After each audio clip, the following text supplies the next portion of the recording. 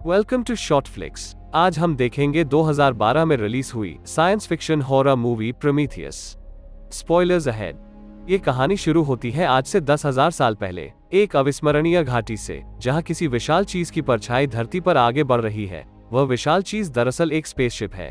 एक आदमी झरने के मुहाने पर आता है। वो आदमी एक एलियन होता है। वह एक अजीब से दिखने वाले बर्तन से एक कटोरी उठाता है और उसमें मौजूद पदार्थ को पी लेता है। तभी वह स्पेसशिप वहां से जाने लगती है। उस पदार्थ को पीने के कारण एलियन का शरीर गलने और फटने लगता है, यहाँ तक कि उसके शरीर के डीएनए तक टूट जाते हैं। फिर वह झरने में गिरता है और उसका शरीर पूरी तरह से नष्ट होते हुए पानी में घुलने लगता है। उस एलियन का डीएनए पानी से मिलकर एक नए डीएनए का निर्माण करने लगता है और इस नए डीएनए से मानव जीवन की शुरुआत होती है। इस घटना के 10,000 साल बाद कहानी सन 2089 में आती है। वैज्ञानिकों की एक टीम स्कॉटलैंड में कुछ खोजबीन कर रही है। इस टीम का नेतृत्व डॉक्टर हॉलवे और डॉक्टर शॉ कर रहे हैं। खोजबीन में डॉक्टर शॉ को 35,000 साल से भी ज्यादा पुराना एक गुफा चित्र मिलता है, जिसमें इंसानों को एक विशाल प्राणी की पूजा करते दिखाया गया है और वह विशाल प्राणी एक तारामंडल की तरफ इशारा कर रहा है। कहानी 4 साल आगे बढ़ती है। पृथ्वी से 300 लाख करोड़ किलोमीटर की दूरी पर प्रोमीथियस नाम की एक स्पेसशिप 17 लोगों के दल के साथ अपने सीक्रेट डेस्टिनेशन की ओर बढ़ रही है। स्पेसशिप के अंदर डेविड नाम का एक क्रू मेंबर अपनी दिनचर्या में लगा हुआ है। स्पेसशिप के बाकी सभी क्रू मेंबर्स निद्रावस्था में हैं। अचानक स्पेसशिप को एक तेज झटका लगता है। यह इस बात का संकेत है कि स्पेसशिप अपने डेस्टिनेशन पर पहुंच चुकी है। डेविड जब स्पेसशिप के बाहर देखता है तब उसे एक ग्रह सा कुछ दिखाई देता है। फिर वो पाता है कि इस प्रोजेक्ट की सुपरवाइजर नींद से जाग चुकी है। सुपरवाइजर उससे पूछती है कि वो सब कितने समय से नींद में थे। डेविड कहता है 2 साल 4 महीने 18 दिन 36 घंटे और 15 मिनट। वह डेविड से बाकी लोगों को भी जगाने के लिए कहती है। सुपरवाइजर सभी को एक हॉल में इकट्ठा करती है और सभी को एक 3D हॉलोग्राम दिखाती है, जिसमें वेलन कॉर्पोरेशन के फाउंडर पीटर वेलन प्रकट होते हैं। वे कहते हैं कि उन्होंने ही इस मिशन की नींव रखी थी। उन्होंने इस 3D हॉलोग्राम को 2 साल पहले रिकॉर्ड किया था और अगर वे सब इसे देख रहे हैं तो इसका मतलब है कि वे सब अपनी मंजिल पर पहुंच चुके हैं और वे स्वयं यानी कि पीटर वेलन मर चुके हैं। पीटर सबको डेविड के बारे में बताते हैं कि दरअसल डेविड इंसान नहीं बल्कि एक रोबोट है। डेविड उनके लिए बेटे समान है। फिर वे डॉक्टर हॉलवे और डॉक्टर शॉ का सबसे परिचय करवाते हैं। वे उन दोनों को इस मिशन का इंचार्ज बनाकर उन्हें मिशन की जिम्मेदारी सौंपकर चले जाते हैं। इसके बाद डॉक्टर हॉलवे अपना प्रेजेंटेशन शुरू करता है। वो पृथ्वी पर हर जगह की गई पुरातत्व खुदाई की तस्वीरें दिखाता है। इजिप्ट, सुमेरिया, बेबीलोनिया, मेसोपोटामिया और सबसे हाल ही में स्कॉटलैंड में मिला 35,000 साल पुराना गुफा चित्र। वो बताता है कि यह सभी प्राचीन सभ्यताएं हैं और हर सभ्यता के बीच सैकड़ों सालों का अंतर है। इनका एक दूसरे से कोई संपर्क भी नहीं था। फिर भी वे चित्रलेख, जिसमें वो विशाल प्राणी तारामंडल की तरफ इशारा कर रहा है, ऐसे ही चित्रलेख हर सभ्यता में देखे गए हैं और इन चित्रलेखों में जो तारामंडल दिखाया गया है उससे मेल खाने वाला एकमात्र तारामंडल जिस गैलेक्सी में मौजूद है, वो गैलेक्सी पृथ्वी से इतनी दूर है कि प्राचीन सभ्यताएं इसके बारे में कभी जान ही नहीं सकती थी। सरप्राइजिंगली उस गैलेक्सी में एक सूरज भी है और उस सूरज का चक्कर एक प्लैनेट लगा रहा है जिसके 3 चांद हैं। उनमें से एक चांद पर जीवन बनाए रखने के लिए सक्षम वातावरण है, काफी कुछ हमारी धरती जैसा, और आज सुबह ही वे उस चांद पर पहुंच गए हैं। इसके आगे डॉक्टर शॉ बताती है कि चित्रलेख में जो विशाल प्राणी दिखाया गया है वो असल में एक एलियन है और उन्होंने ही हम इंसानों की रचना की है। एक तरह से वे हमारे इंजीनियर्स हैं जिन्होंने हमें बनाया है और इन चित्रलेखों के माध्यम से वे हमें एक तरह से संदेश दे रहे हैं कि आओ और हमें उस तारामंडल में ढूंढो। प्रेजेंटेशन के बाद डेविड दोनों डॉक्टर्स को सुपरवाइजर के चेंबर में ले जाता है। सुपरवाइजर दोनों डॉक्टर्स से कहती हैं कि अगर उन्हें इस चांद पर एलियंस मिलते हैं तो कोई भी उनसे संपर्क करने की कोशिश नहीं करेगा। दोनों डॉक्टर्स उससे इसकी वजह पूछते हैं, लेकिन वो उन्हें कुछ भी बताने से इनकार करती है। अगले सीन में डेविड और दोनों डॉक्टर्स बातें कर रहे होते हैं। डेविड उन्हें बताता है कि उसने पिछले 2 वर्षों में कई प्राचीन भाषाओं को समझा है और अब वह उन एलियंस से बात करने में सक्षम है। फिर वे लोग उनकी स्पेसशिप उस चांद पर उतारने लगते हैं। तभी डॉक्टर हॉलवे की नजर एक स्ट्रक्चर पर पड़ती है। वह स्ट्रक्चर किसी भी तरह से कुदरत की पैदाइश नहीं लग रहा था। वह कैप्टन को स्पेसशिप वहीं पर उतारने के लिए कहता है। वहां का वायुमंडल बिल्कुल पृथ्वी जैसा था, लेकिन कार्बन डाइऑक्साइड 3% से ज्यादा थी, इसलिए 2 मिनट भी सूट के बिना यानी निश्चित मौत। अंधेरा होने में कुछ ही घंटे बाकी थे। डेविड सहित 6 लोगों का दल उस विशाल स्तूप जैसे दिखने वाले स्ट्रक्चर की तरफ बढ़ता है। दल में मौजूद जियोलॉजिस्ट बताता है कि वह स्ट्रक्चर अंदर से खोखला है। वह सभी उस स्ट्रक्चर में प्रवेश करते हैं। फिर जियोलॉजिस्ट पूरे क्षेत्र की ड्रोन्स द्वारा स्कैनिंग शुरू कर देता है, जिससे कि उसका एक 3D मैप स्पेसशिप में कैप्टन और बाकी टीम देख सके। डॉक्टर हॉलोवे बताता है कि यहाँ बाहर की तुलना में कार्बन डाइऑक्साइड की मात्रा बहुत कम है। वो कहता है कि यहाँ ऐसा कुछ है जो हवा को साफ कर रहा है। फिर वो अपना हेलमेट उतार देता है, लेकिन उसे कुछ भी नहीं होता। वह जीवित था। बाकी सब भी अपना हेलमेट उतार देते हैं। डेविड को एक स्विच बोर्ड दिखाई देता है जिसमें कुछ चिन्ह बने होते हैं। वो उनमें अपनी उंगली चलाता है, जिसके बाद उन्हें प्रकाश में कुछ विशालकाय लोगों की भागती हुई आकृति दिखती है। वो एक 3D रिकॉर्डिंग होती है। उस रिकॉर्डिंग में वे विशालकाय लोग किसी चीज से डरकर भाग रहे होते हैं। सभी उन आकृतियों के पीछे भागते हैं। उनमें से एक आकृति दरवाजे पर आकर गिर जाती है और दरवाजा बंद हो जाता है, जिससे सर दरवाजे के उस तरफ और धड़ इस तरफ कटकर रह जाता है। जियोलॉजिस्ट उस विशालकाय प्राणी का शरीर देखकर घबरा जाता है और बायोलॉजिस्ट के साथ वहां से स्पेसशिप पर लौट जाता है। डॉक्टर शॉ को कार्बन रीडिंग से पता चलता है कि उस विशाल जीव को मरे लगभग 2000 साल गुजर चुके हैं। तब तक डेविड स्विच बोर्ड पर उंगली चलाकर दरवाजे के कोड को डिकोड करते हुए दरवाजा खोल देता है। उन्हें दूसरी तरफ उस जीव का सर पड़ा मिलता है और मिलती है एक विशालकाय चेहरे की मूर्ति।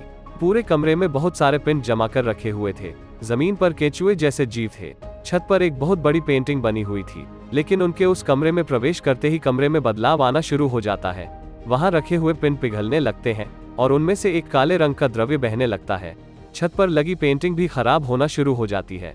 डॉक्टर शॉ समझ जाती है कि उनके आने से कमरे का टेम्परेचर बदल गया है। वह सभी को जल्दी से वहां से बाहर निकलने के लिए कहती है और उस कटे हुए सर को अपने साथ ले जाने के लिए एक बड़े से पॉलिथीन बैग में डाल लेती है। तभी कैप्टन सभी को सूचित करता है कि तूफान आने वाला है, इसलिए तुरंत स्पेसशिप पर लौट आए। डॉक्टर शॉ और वक्त मांगती है, लेकिन सुपरवाइजर उन्हें सिर्फ 15 मिनट की मोहलत देती है, जिसके बाद वह स्पेसशिप का दरवाजा बंद करने वाली थी। इधर डेविड सबसे छिपाकर धीरे से एक पिंड अपने बैग में डाल लेता है। उन पिंडों से निकलते द्रव्य को कुछ केचुए अपना भोजन बना रहे थे। वे सब तेजी से स्पेसशिप की ओर बढ़ते हैं। तूफान 200 किलोमीटर प्रति घंटे की गति से उनके पीछे आ रहा होता है। यह कोई साधारण तूफान नहीं था। उसमें सिलिका के कण और हजारों वोल्ट की बिजली थी। वे लोग स्पेसशिप पर बस पहुंच ही पाते हैं कि तभी उनके वाहन से एलियन का सर उछलकर गिर जाता है। उस सर को उठाने के चक्कर में डॉक्टर शॉ तूफान में उड़ जाती है। डॉक्टर हॉलोवे डॉक्टर शॉ को बचाने की नाकाम कोशिश करता है। तभी डेविड आकर उन दोनों को बचा लेता है। स्पेसशिप पर उन्हें पता चलता है कि बायोलॉजिस्ट और जियोलॉजिस्ट तो स्पेसशिप पर लौटे ही नहीं, असल में वो दोनों उस गुफानुमा स्ट्रक्चर में रास्ता भटक गए थे। कैप्टन उन दोनों को मैसेज करता है कि तूफान के कारण उन दोनों को रात उसी स्ट्रक्चर में गुजारनी होगी। उधर स्ट्रक्चर के अंदर उन दोनों को एलियंस की लाशों का ढेर मिलता है। ये लाशें 2000 साल पुरानी थी। इधर स्पेसशिप पर डॉक्टर्स एलियन के सर का एनालिसिस करते हैं, जिसमें उन्हें पता चलता है कि जिसे वे उस एलियन का सर समझ रहे थे वह तो बस हेलमेट है। उस एलियन का सर तो उस हेलमेट के अंदर होता है। उसके सर की और जांच करने पर पता चलता है कि वह किसी वायरस से इन्फेक्टेड है। उस वायरस के बारे में और जानने के लिए वे उस वायरस को सक्रिय करते हैं। इसके आगे वे और कुछ जान पाते। इन्फेक्शन के कारण वो सर एक जोरदार हरकत से फट पड़ता है। एलियन के डीएनए की जांच करने के बाद पता चलता है कि एलियन का डीएनए इंसानों के डीएनए से हूबहू मैच करता है, जिससे ये साफ हो जाता है कि ये एलियंस ही हमारे पूर्वज हैं। यही वे एलियन इंजीनियर्स हैं जिन्हें ढूंढने वे यहाँ आए हैं। उधर डेविड अपने साथ लाए हुए पिन को खोलकर उसमें से थोड़ा सा सैंपल निकाल लेता है। फिर वो उस सैंपल को डॉक्टर हॉलोवे के ड्रिंक में मिला देता है। इस बात से अनजान डॉक्टर हॉलोवे वो ड्रिंक पी जाता है। इसके बाद डॉक्टर हॉलोवे डॉक्टर शॉ से मिलने जाता है। डॉक्टर शॉ उसे बताती है कि इंसान इन एलियन इंजीनियर्स के ही बच्चे हैं। बच्चों का जिक्र आने के कारण डॉक्टर शॉ रोने लगती है, क्योंकि एक मेडिकल कंडीशन के कारण वो कभी मां नहीं बन सकती थी। डॉक्टर हॉलोवे उसे मनाने की कोशिश करता है और फिर दोनों में शारीरिक संबंध बनते हैं। उधर बायोलॉजिस्ट और जियोलॉजिस्ट घूम फिरकर उसी कमरे में आ जाते हैं जहां वे पिंड रखे हुए थे। उन पिंडों से बहता काला द्रव्य पूरे कमरे में फैल चुका था। अचानक उन्हें उस द्रव्य में सांप जैसे 2 जीव नजर आते हैं। दरअसल ये जीव कुछ और नहीं वही केंचुए थे जो उस काले द्रव्य के संपर्क में आकर इन जीवों में बदल गए थे। बायोलॉजिस्ट एक केंचुए के करीब जाकर उसे पुचकार रहा होता है कि तभी वो केंचुआ उस पर हमला कर उसका हाथ तोड़ देता है। जियोलॉजिस्ट केंचुए को काटता है, लेकिन उसके एसिड जैसे खून से वो बुरी तरह जल जाता है और वह केंचुआ जहां से कटा था वहीं से दोबारा उगते हुए बायोलॉजिस्ट के सूट के अंदर घुस जाता है। उस केंचुए के कारण उन दोनों की बहुत ही दर्दनाक मौत हो जाती है। स्पेसशिप में डॉक्टर हॉलोवे की तबीयत बिगड़ने लगी थी। उसे अपनी आंख के अंदर एक छोटा जंतु दिखाई देता है। तूफान थम चुका था। बायोलॉजिस्ट और जियोलॉजिस्ट स्पेसशिप से भेजे गए किसी भी मैसेज का रिप्लाई नहीं दे रहे थे, इसलिए कैप्टन अपने दल के साथ रात में ही उन दोनों को लाने निकल पड़ता है। वे लोग उस स्ट्रक्चर में पहुंचकर उन दोनों की खोज शुरू करते हैं। दूसरी ओर डेविड अकेले ही स्ट्रक्चर के दूसरे छोर पर चला जाता है। वहां उसे एक गुप्त कमरा मिलता है। उस कमरे में चारों तरफ हजारों पिन सलीके से जमा कर रखे हुए थे। सुपरवाइजर यह सब डेविड के सूट में लगे कैमरा के माध्यम से देख रही होती है। फिर डेविड को एक दूसरा कमरा नजर आता है। उस कमरे में प्रवेश करते ही डेविड अपना कैमरा बंद कर देता है। वह कमरा उन इंजीनियर्स का स्लीपिंग चेम्बर था। दूसरी तरफ कैप्टन और उसकी टीम को बायोलॉजिस्ट की लाश मिलती है। जियोलॉजिस्ट उन्हें कहीं दिखाई नहीं देता। तभी डॉक्टर हॉलोवे की तबीयत और बिगड़ जाती है। वे सब तुरंत ही वहां से स्पेसशिप की तरफ निकल जाते हैं। उधर डेविड इंजीनियर्स के स्लीपिंग चेम्बर में वहां मौजूद कंट्रोल पैनल के कुछ बटन्स दबाता है, जिससे एक 3D रिकॉर्डिंग शुरू हो जाती है। वह रिकॉर्डिंग देखकर डेविड समझ जाता है कि इंजीनियर्स पृथ्वी पर जाने वाले थे। तभी वो रिकॉर्डिंग एकदम से बंद हो जाती है और डेविड को पता चलता है कि उनमें से एक इंजीनियर अभी भी जिंदा है और वह लंबी और गहरी नींद में है। स्पेसशिप तक पहुंचते पहुंचते डॉक्टर हॉलोवे का रूप बदलने लगता है। इन्फेक्शन के फैलने के डर से सुपरवाइजर उसे स्पेसशिप में आने से रोकती है। डॉक्टर हॉलोवे को भी अब तक समझ में आ चुका था कि वो परजीवी संक्रमण का शिकार हो चुका है और सबके लिए खतरा बन चुका है। इसलिए वो खुद ही सुपरवाइजर की तरफ चिल्लाते हुए बढ़ता है कि उसे मार दिया जाए। डॉक्टर हॉलोवे को खुद की तरफ बढ़ता देखकर सुपरवाइजर उसे जलाकर वहीं मार देती है। डॉक्टर हॉलोवे को जलता देखकर डॉक्टर शॉ बहुत ज्यादा उत्तेजित हो जाती है। कैप्टन उसे पकड़ता है और फॉर्ड उसे बेहोशी का इंजेक्शन लगा देती है। डॉक्टर शॉ को जब होश आता है तब डेविड उसे बताता है कि वो प्रेग्नेंट है, वो भी 3 महीने के गर्भ से। यह सुनते ही डॉक्टर शॉ सदमे में आ जाती है, क्योंकि डॉक्टर हॉलोवे से उसके शारीरिक संबंध मात्र 10 घंटे पहले बने थे, जबकि 3 महीने पहले तो वह स्लीपिंग चेम्बर में लंबी गहरी निद्रा में थी।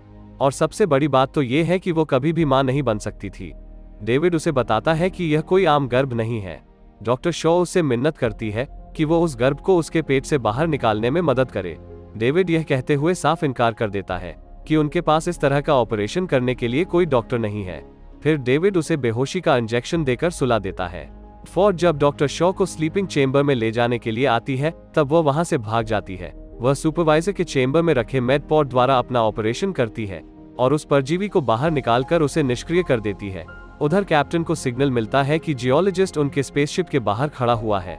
जब क्रू के लोग उसे देखने बाहर जाते हैं तब बुरी तरह से इन्फेक्टेड जियोलॉजिस्ट उन पर हमला बोल देता है और कई क्रू मेंबर्स को मार देता है।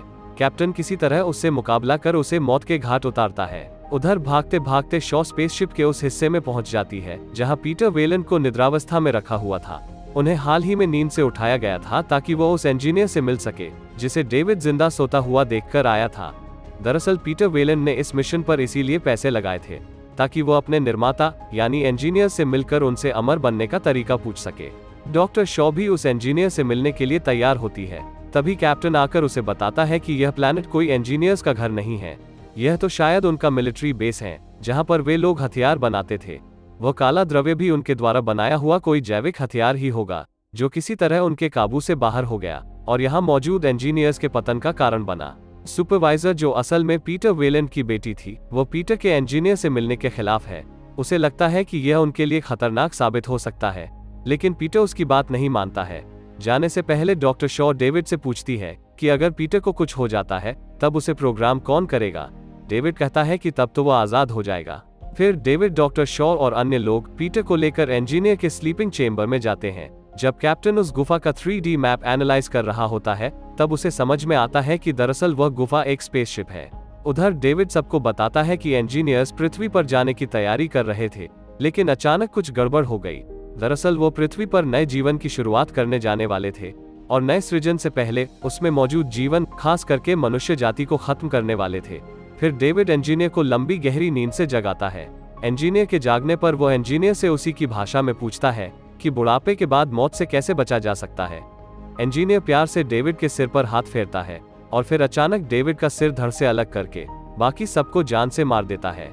सिर्फ डॉक्टर शॉ वहां से जान बचाकर भाग जाती है। फिर एलियन अपनी सीट पर विराजमान होकर अपने अंतरिक्ष यान को पृथ्वी की तरफ उड़ान भरने के लिए चालू करता है ताकि वो अपना अधूरा मिशन पूरा कर सके, पृथ्वी पर मौजूद सारी मनुष्य जाति को मौत के घाट उतारने का मिशन।